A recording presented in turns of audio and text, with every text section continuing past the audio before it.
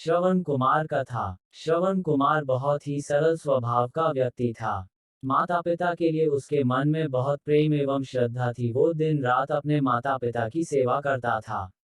अपने माता पिता का बच्चों की तरह लालन पालन करता था। उसके माता पिता भी स्वयं को गौरवशाली महसूस करते थे और अपने पुत्र को दिन रात हजारों दुआएं देते थे। कई बार दोनों एक दूसरे से कहते कि हम कितने धन्य हैं कि हमें श्रवण जैसा मातृभक्त पुत्र मिला, जिसने स्वयं के बारे में ना सोचकर अपना पूरा जीवन वृद्ध नेत्रहीन माता पिता की सेवा में लगा दिया। इसकी जगह कोई अन्य होता तो विवाह के बाद केवल स्वयं का हित सोचता और बूढ़े नेत्रहीन माता पिता को कहीं छोड़ आता और खुशी से अपना जीवन व्यापन करता। जब ये बात श्रवण ने सुनी तो उसने माता पिता से कहा कि मैं कुछ भी भिन्न नहीं कर रहा हूँ, यह मेरा कर्तव्य है। जब मैं छोटा था तब आपने मुझे इससे भी ज्यादा अच्छा जीवन दिया और अब मुझे यह सौभाग्य प्राप्त हुआ है कि मैं आपकी सेवा करूं। आप दोनों जो भी इच्छा रखते हैं मुझसे कहे, मैं उन्हें अवश्य पूरा करूंगा। तब शांतनु और उसकी पत्नी कहते हैं, पुत्र श्रवण, हम दोनों की आयु बहुत हो चुकी है। अब जीवन का कोई भरोसा नहीं है। किसी भी समय हमारी आंखें बंद हो सकती हैं। ऐसे में हमारी एकमात्र इच्छा है, हम तीर्थ यात्रा करना चाहते हैं। क्या तुम हमारी यह इच्छा पूरी कर सकते हो? श्रवण कुमार अपने माता पिता के चरणों को पकड़कर अत्यंत प्रसन्नता के साथ कहता है, हाँ पिताश्री, यह तो मेरे लिए परम सौभाग्य की बात होगी कि मैं आप दोनों की इच्छा पूरी करूं।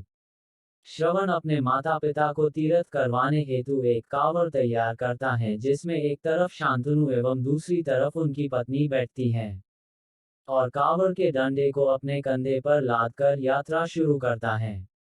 उसके हृदय में माता पिता के प्रति इतना स्नेह है कि उसे उस कावड़ का लेश मात्र भी भार नहीं लगता। अपने पुत्र के इस कार्य से माता पिता का मन प्रसन्नता से भर उठता है और वे पूरे रास्ते अपने पुत्र श्रवण को दुआएं देते चलते हैं। तीर्थ करते समय जब वे तीनों अयोध्या नगरी पहुंचते हैं, तब माता पिता श्रवण से कहते हैं कि उन्हें प्यास लगी है। श्रवण कावड़ को जंगल में रखकर हाथ में पत्तों का पात्र बनाकर सरयू नदी से जल लेने जाता है। उसी समय उस वन में अयोध्या के राजा दशरथ आखेट पर निकले थे और उस घने वन में वह हिरण को शिकार बनाने के लिए उसके पीछा कर रहे थे। तभी उन्हें घने जंगल में झाड़ियों के पार सरयू नदी से पानी के हलचल की आवाज आती है। उस हलचल को हिरण के पानी पीने की आवाज समझकर महाराज दशरथ शिकार के उद्देश्य से तीर चला देते हैं और उस तीर से श्रवण कुमार के हृदय को आघात पहुंचता है, जिससे उसके मुंह से पीड़ा भरी आवाज निकलती है, जिसे सुन दशरथ स्तब्ध रह जाते हैं और उन्हें अनहोनी का एहसास होता है और वे भागकर सरयू नदी के तट पर पहुंचते हैं, जहां वे अपने तीर को श्रवण के हृदय में लगा देख भयभीत हो जाते हैं और उन्हें अपनी भूल का एहसास होता है। दशरथ श्रवण कुमार के समीप जाकर उससे क्षमा मांगते हैं। तब अंतिम सांस लेता श्रवण कुमार महाराज दशरथ को अपने वृद्ध नेत्रहीन माता पिता के बारे में बताता है और कहता है कि वे प्यासे हैं, उन्हें जाकर पानी पिला दो और उसके बाद उन्हें मेरे बारे में कहना। और इतना कहकर श्रवण कुमार मृत्यु को प्राप्त हो जाता है। भारी हृदय के साथ महाराज दशरथ श्रवण के माता पिता के पास पहुंचते हैं और उन्हें पानी पिलाते हैं। माता पिता आश्चर्य से पूछते हैं, उनका पुत्र कहाँ है? वे भले ही नेत्रहीन हो, पर वे दोनों अपने पुत्र को आहट से ही समझ लेते थे।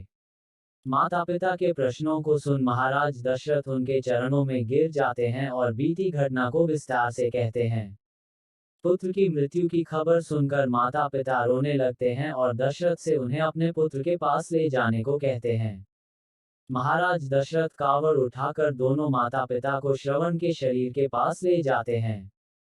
माता पिता बहुत जोर जोर से विलाप करने लगते हैं। उनके विलाप को देख महाराज दशरथ को अत्यंत ग्लानि का आभास होता है और वे अपनी करनी की क्षमा याचना करते हैं, लेकिन दुखी पिता शांतनु महाराज दशरथ को श्राप देते हैं कि जिस तरह मैं शांतनु पुत्र वियोग में मरूंगा, उसी प्रकार तुम भी पुत्र वियोग में मरोगे।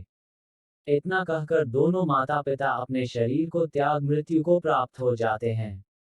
महाराज दशरथ श्राप मिलने से अत्यंत व्याकुल हो जाते हैं और कई वर्षों बाद जब उनके पुत्र राम का राज्य अभिषेक होता है, तब माता कैकेयी के वचन के कारण राम सीता और लक्ष्मण को 14 वर्षों का वनवास स्वीकार करना पड़ता है और इस तरह महाराज दशरथ की मृत्यु भी पुत्र वियोग में होती है। अपने अंतिम दिनों में उन्हें शांतनु के कहे शब्द याद आते हैं और वे राम के वियोग में अपना शरीर त्याग देते हैं।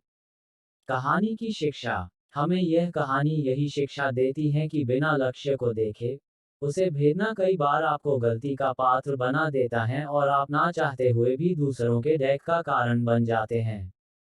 यह थी श्रवण कुमार की कहानी। अपनी माता पिता भक्ति के कारण ही श्रवण कुमार पुराणों में जीवित हैं।